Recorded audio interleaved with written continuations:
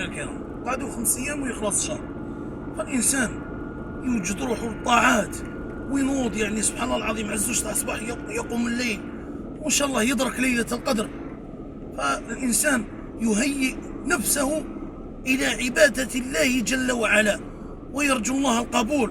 ما تراش توجد نفسك للزينة. أنا نعرف واش راني نتكلم، واللي راه يشوف فيا على باله عليه من راني نهضر.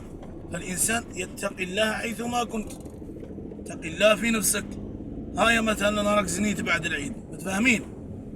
وأتاك ملك الموت، ها؟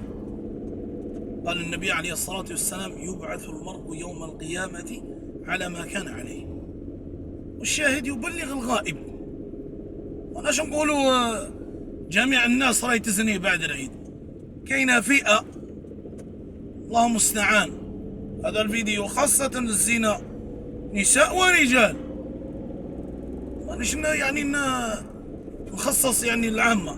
هذه الرسالة راني بلغتها لهؤلاء الناس الذين يزنون بعد شهر رمضان بأيام قليلة أو بساعات. فنرجو الله جل وعلا أن يبعد عنا هؤلاء الأشخاص، وأن يهديهم، وأن يردهم إلى طريق الخير ردا جميلا.